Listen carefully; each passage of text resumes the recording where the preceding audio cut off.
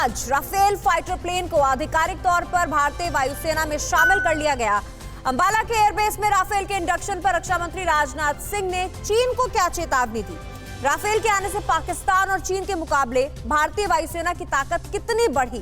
Rafale के राज तिलक से जुड़ी 9 बड़ी खबरों के लिए देखते हैं टॉप 9 रणभूमि में राफेल।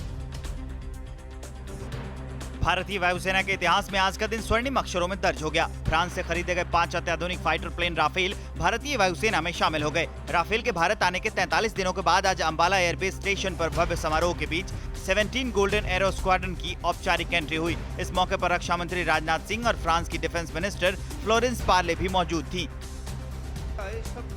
राफेल की भारतीय वायुसेना में शामिल किए जाने से पहले सर्वधर्म पूजा का आयोजन किया गया। अंबाला एयरबेस में धार्मिक विधि विधान से 5 राफेल लड़ाकू विमान की पूजा की गई। इस दौरान हिंदू, मुस्लिम, सिख और ईसाई धर्मगुरु अपने अपने रीति रिवाज से राफेल और भारतीय सेना के लिए प्रार्थना कर रहे थे।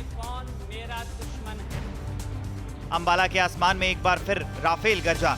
भारतीय वायुसेना में शामिल होने के बाद राफेल ने अपनी काबिलियत दिखाई। राफेल चौथी जेनरेशन का सबसे घातक जेट है जो परमाणु हथियार ले जाने में सक्षम है। राफेल के साथ साथ सुखोई 30 और जैगुआर फाइटर प्लेन ने भी फ्लाइंग पास्ट किया। अंबाला एयरफोर्स बेस पर 17 गोल्डन एरो स्क्वाड्रन और राफेल को वाटर कैनन सैल्यूट दिया गया। एयर डिस्प्ले के बाद अंबाला एयरबेस पर लैंड करने के साथ ही वाटर कैनन से राफेल का स्वागत किया गया। ये किसी विमान के स्वागत का परंपरागत तरीका है। फ्रांस से जिस दिन 5 राफेल हिंदुस्तान आए थे उस दिन भी इसका वेलकम इसी अंदाज में किया गया था।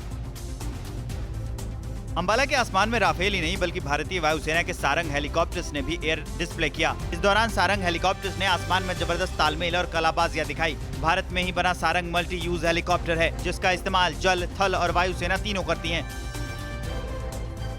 राफेल के भारतीय वायुसेना में शामिल होने पर रक्षा मंत्री राजनाथ सिंह ने देशवासियों को बधाई दी। रक्षा मंत्री ने कहा कि राफेल का आना भारतीय वायुसेना की काबिलियत को क्रांतिकारी बनाएगा। राजनाथ सिंह ने कहा कि बदलते वक्त के साथ खुद को भी तैयार करना जरूरी है। उन्होंने बताया, राष्ट्र की सुरक्षा प्रधानमंत्री नरेंद्र मोदी की बड़ी प्राथमिकता है। राफेल के आधिकारिक तौर पर वायुसेना में शामिल होने पर टीम इंडिया के पूर्व कप्तान महेंद्र सिंह धोनी ने बधाई दी। धोनी ने लिखा, हमारे काबिल पायलट्स के हाथों और भारतीय वायुसेना के अलग अलग विमानों के बीच राफेल की ताकत और ज्यादा बढ़ेगी। हालांकि धोनी ने बताया कि उनका पसंदीदा फाइटर प्लेन सुखोई 30 है। भारतीय वायुसेना ने आज एक वीडियो जारी कर राफेल का स्वागत किया। वीडियो में राफेल के फ्रांस से भारत लाने और फिर 17वीं स्क्वाड्रन गोल्डन एरो में शामिल होने पर तक के सफर को दिखाया गया है। 29 जुलाई को 7 भारतीय पायलट्स लगभग 7000 किलोमीटर का सफर तय कर फ्रांस से राफेल लेकर आए थे। राफेल के भारतीय वायुसेना में शामिल होने के साथ ही सेना की ताकत कई गुना बढ़ गई है। अब भारत के पास परमाणु हथियार ले जाने वाले 3 फाइटर प्लेन हैं, जिसमें राफेल, जैगुआर और मिराज 2000 शामिल हैं। भारत कुछ ही ऐसे देशों में है जिसके पास 3 ऐसे फाइटर प्लेन हैं जो परमाणु हमला कर सकते हैं।